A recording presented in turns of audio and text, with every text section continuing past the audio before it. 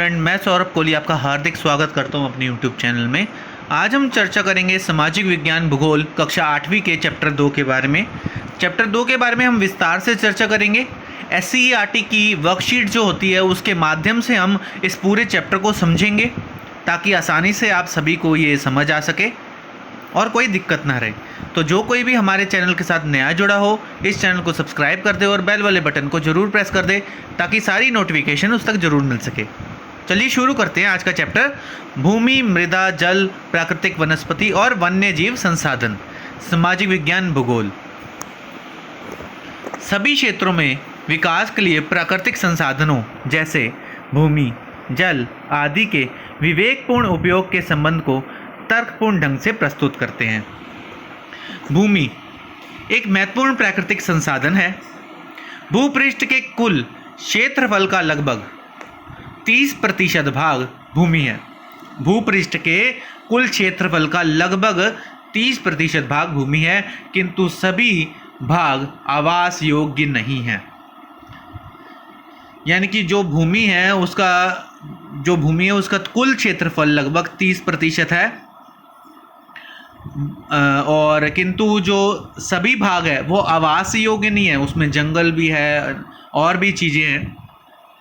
90% आबादी 30% भूमि पर आवास करती है।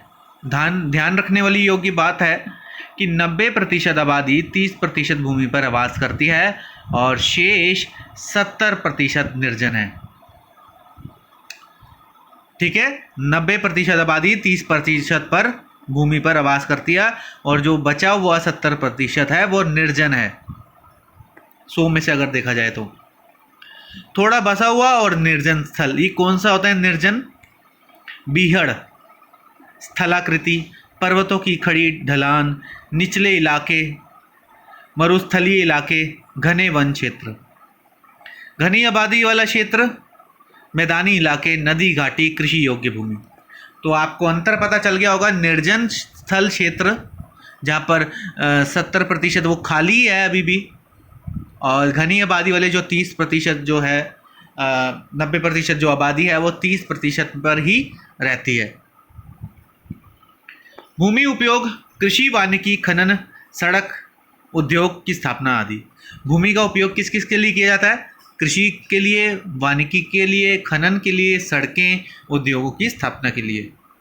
भू उपयोग के कारक की बात करें तो भौतिक कारक है और मानवीय कारक है। भौतिक कारकों में तो आ जाएगा आपका स्थलाकृति, मृदा यानी कि मिट्टी, जलवायु, जल और खनिज की उपलब्धता, ये भौतिक कारक में आ जाएगा। भू उपयोग के कारक में भू उपयोग के कारक या कारण एक ही बात है। मानवीय कारक जनसंख्या, प्रौद्योगिकी। जो भूमि का उपयोग मानवीय रूप से देखें तो किस काम आता है? जनसंख्या के लिए इस्तेमाल होता है, प्रौद्योगिकी के लिए इस्तेमाल होता है। और भौतिक कारक के रूप में देखें तो स्थलाकृति, मृदा, जलवायु, जल और खनिज की उपलब्धता के लिए। स्वामित्व के आधार पर भूमि का विभाजन करें तो निजी भूमि यानी कि प्राइवेट भूमि, और सामुदायिक भूमि या साझा संपत्ति संसाधन यानी कि जो सभी के लिए हो।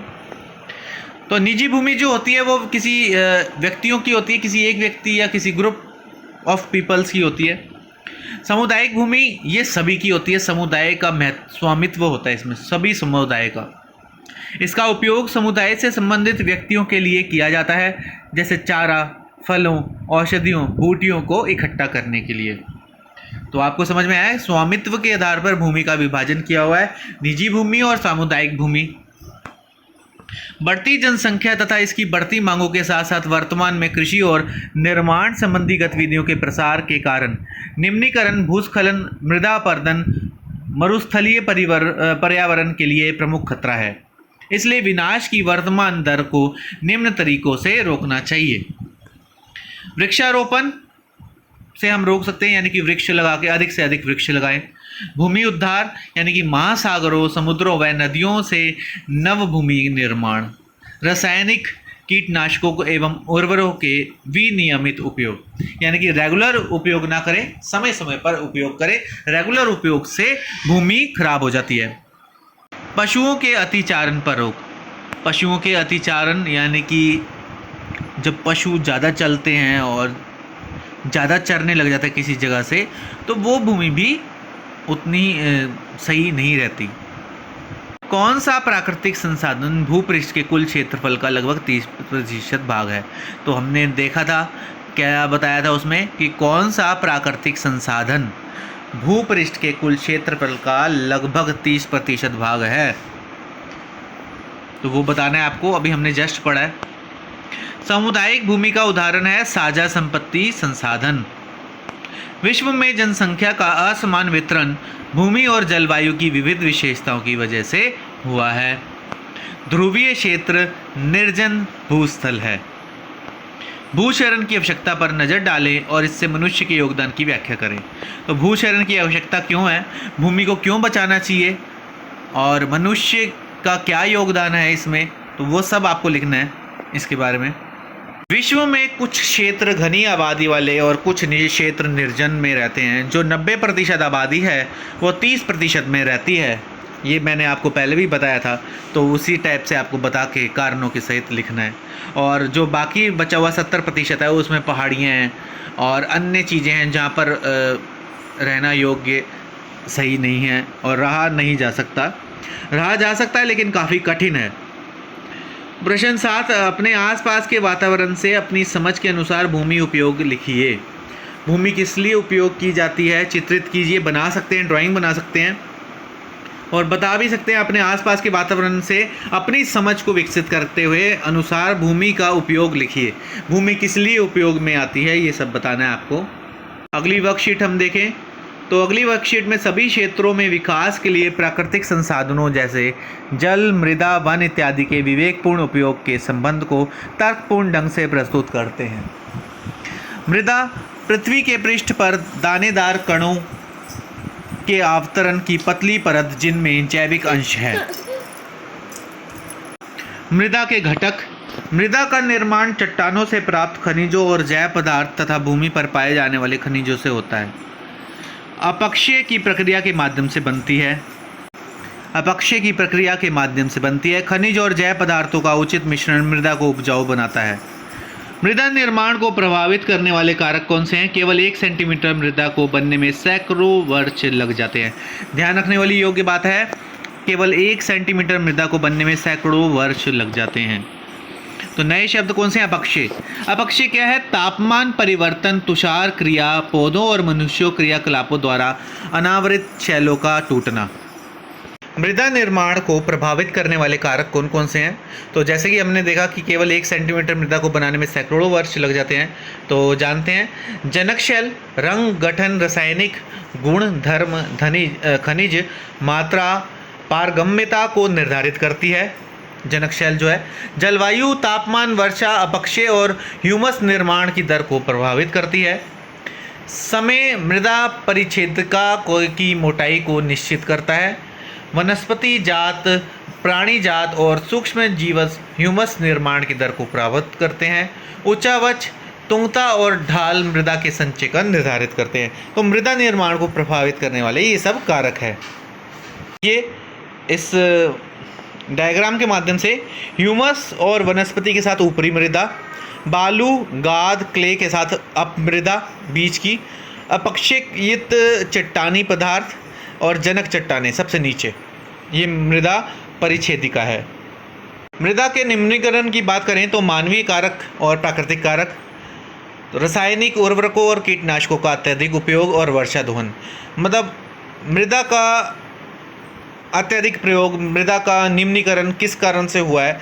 तो मानवीय कारक तो ये है कि रसायनों का अधिक प्रयोग और वर्षा दोहन।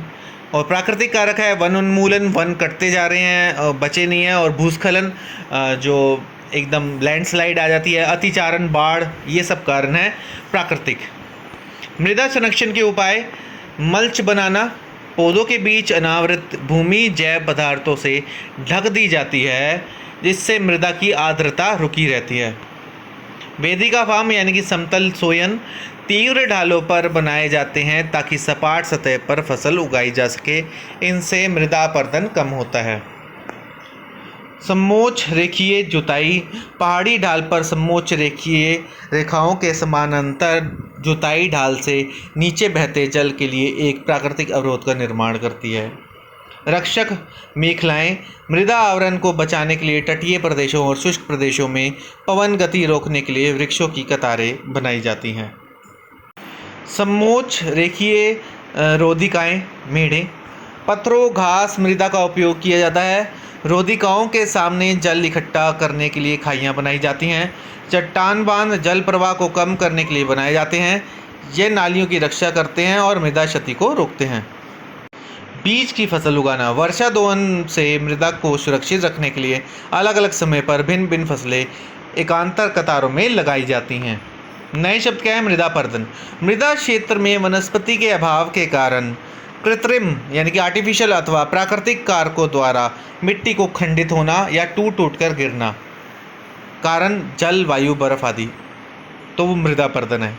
अवधारण दीवारें खड़ी ढलान वाली कठोर दीवारें जिनका उपयोग मिट्टी को सहारा देने के लिए किया जाता है।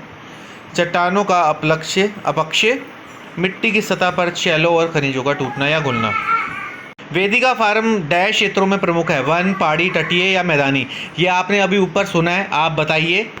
मृदा की नमी या आर्द्रता डैश द्वारा बचाई जा सकती है। किस चीज़ के द्वारा बचाई जा सकती है?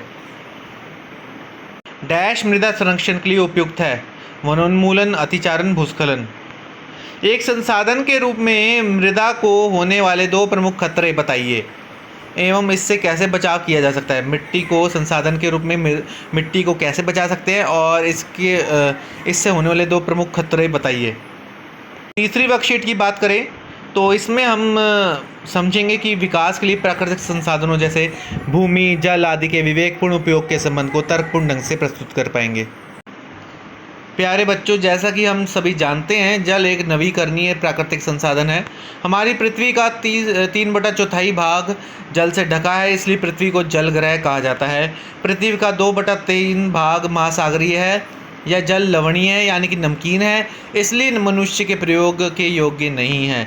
विश्व के संपूर्ण जल संसाधन का केवल 2.7% जल अलवणीय है यानी कि विदाउट सॉल्टेड है, जिसका 70% हिस्सा बर्फ़ की चादरों के रूप में पाया जाता है।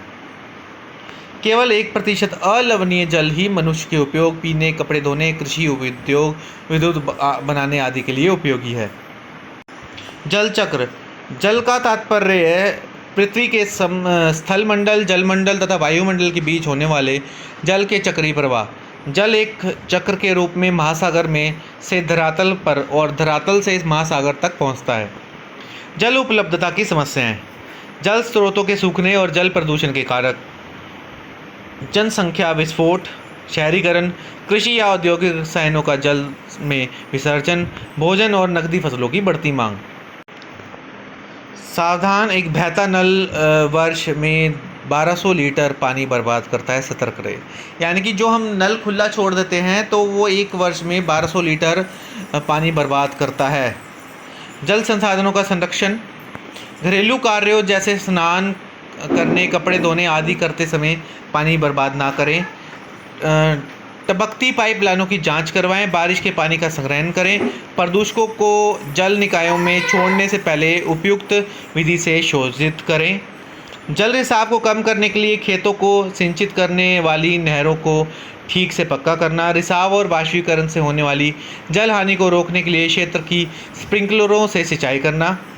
शुष्क प्रदेशों में सिंचाई की ड्रिप अथवा टपकन विधि का उपयोग करना। अभ्यास है। वाष्पीकरण का कारण है जल चक्र। निचले इलाकों में सबसे बड़ा खतरा क्या है? जल भराव।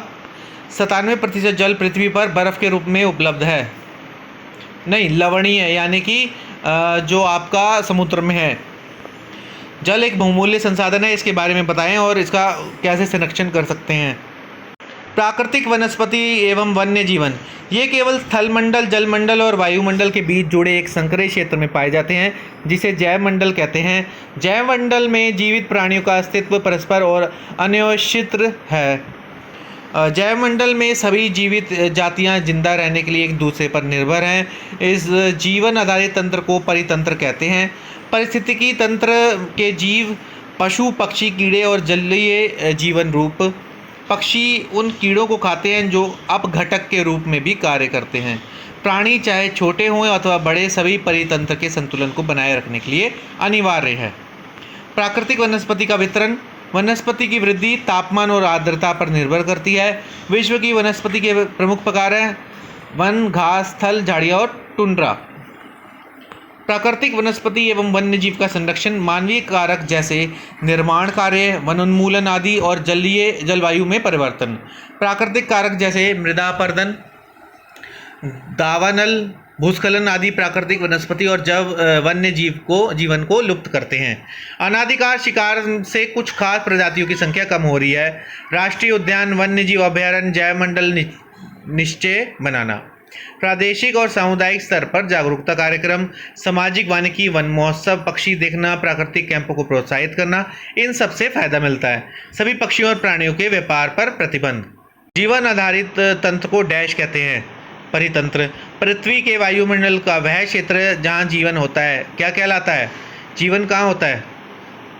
स्थलमंडल, जैवमंडल कहाँ होता है? आप अभी बताया हमने, बताइए।